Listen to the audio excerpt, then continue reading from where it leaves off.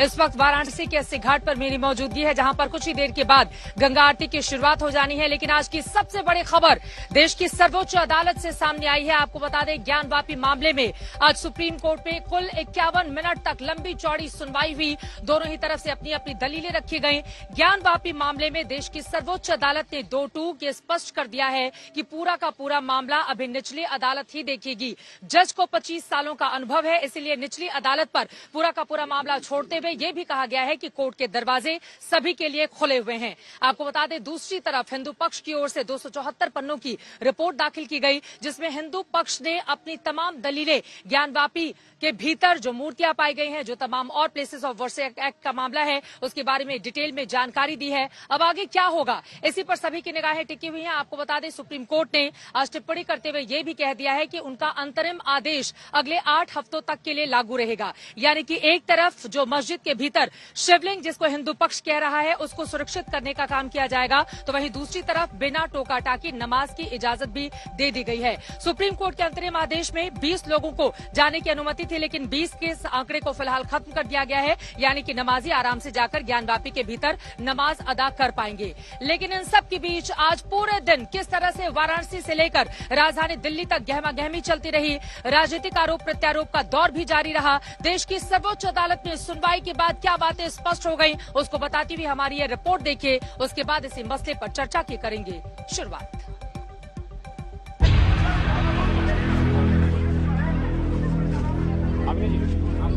काशी के ज्ञानवापी पर सुबह से ही सबकी नजरें थी। मस्जिद जो है फुल हो गई है, मस्जिद पूरी तरीके से भर गई है।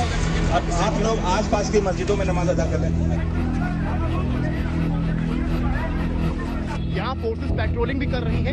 आप लगातार देखिए, पेट्रोलिंग भी यहाँ पर चल रही है। सर्वे के बाद पहली जुमे की नमाज होने वाली थी, पुलिस चौकस थी। मस्जिद पूरी तरीके से भर गई है, मस्जिद फुल हो गई है। ये जो रास्ता है, आप इस तरफ से देखिए, कहा यह गया था कि सिर्फ 20 से 30 के आसपास नमाजी आएंगे, लेकिन नमाजी उससे बड़ी संख्या में आए हैं। दोपहर 12 बजते बजते ज्ञानवापी में 500 से 700 लोग घुस गए। इमाम को अनाउंस करना पड़ा कि भीड़ बढ़ गई है, अब लोग दूसरी मस्जिद में जाएं। आप लोग आसपास की मस्जिदों में नमाज अदा कर रहे हैं। मस्जिद फुल हो गई है। पुलिस की मौजूदगी के बावजूद नमाजियों की आमद थम नहीं रही थी। किसी तरह नमाज पूरी हुई और लोग शांति से घरों की ओर लौटने लगे। लेकिन काशी विश्वनाथ के गेट नंबर 4 के सामने की सड़क पर हलचल बनी रही। पूरी तरीके से भर गई है। अब आप लोग आसपास की मस्जिदों में नमाज अदा कर रहे हैं। और मौलाना यहाँ तैयार किए गए हैं, रखिए यहाँ पर देखिए, तस्वीरें भी आपको जल्दी से दिखा दें। यहाँ पर पुलिस वालों से कुछ आर्ग्यू भी चल रही है, क्योंकि वो ये कह रहे हैं कि अभी सिर्फ 300 लोग अंदर हैं, लेकिन 500 लोगों की यहाँ पर क्षमता है और ये कहा जा रहा है कि उससे ज्यादा लोगों को अंदर जाने नहीं दिया जाएगा। लेकिन फिर भी आप देख रहे हैं यहाँ पर कुछ आर्ग्यू हो रहा है, कुछ बातें हो रही हैं, और कुछ लोगों को तो हमने खुद कैमरे पर देखा कि यहाँ से लौटाया गया उनको। इधर ज्ञानवापी में पुलिस प्रशासन जद्दोजहद में जुटा था, उधर हिंदू पक्ष की ओर से सुप्रीम कोर्ट में 274 पन्ने का जवाब दाखिल किया गया था। इसमें ज्ञानवापी पर मस्जिद के वजूद को लेकर ही सवाल खड़े किए गए। ये पुरानी मंदिर की पश्चिमी दीवार है, जो पश्चिमी दीवार पूरी की पूरी सारी की सारी कलाकृतियाँ सब मंदिर की हैं। मैं इसके अलावा बात कर रहा हूँ, यहीं पर माँ श्रृंगार गौरी का चौखट है, इसी जगह पर बारिश में जी, यानी इस चौखट से पूजा करके तब यहाँ आते हैं। बिल्कुल। और ये जो पूरी दीवार आप देख रही हैं, जिसको ये तूप रखा हुआ है, ये टूटा हुआ जो दीवार इसके ऊपर रखा हुआ है, और तूप के अंदर एक जो शिखर हिंदू मंदिर का वो है, यानी पुराने हिंदू मंदिर के शिखर के ऊपर ये तूप रख दिया गया है, यानी कि जो गुम्बद की बात कर, गुम्बद।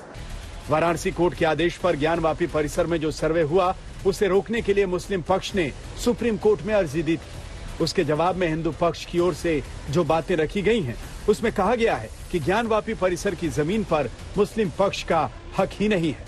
वक्फ बोर्ड को ज्ञानवापी की जमीन किसी ने दान ही नहीं की है और पूरे परिसर में सनातन काल से हिंदू पूजा करते हैं। इसके अलावा परिसर का रिलीजियस कैरेक्टर अब तक बरकरार है, क्योंकि परिसर के सर्वे में शिवलिंग मौजूद होने का खुलासा हुआ है। ज्ञानवापी के तहखाने के एक हिस्से पर आज भी हिंदू पक्ष काबिज है। साथ ही ज्ञानवापी पर मंदिर की जगह मस्जिद बनाने के तमाम ऐतिहासिक दस्तावेज भी मौजूद हैं। हालांकि मुस्लिम पक्ष का दावा है कि 1936 में दीन मोहम्मद बनाम सेक्रेटरी ऑफ स्टेट के बीच हुए केस में मुस्लिम पक्ष की डिक्री हुई थी और ज्ञानवापी परिसर की वो जमीन बनारस में वक्फ संपत्ति नंबर 100 के नाम से दर्ज भी है। एक मुकदमा दीन मोहम्मद बनाम सेक्रेटरी ऑफ स्टेट का दाखिल हुआ था सन 36 में, जिसका सन 37 में फैसला हुआ, जिसमें डिक्लेयर भी हुआ और डिक्री भी हुई कि बाहर की ज़मीनें हमको नहीं दी गई।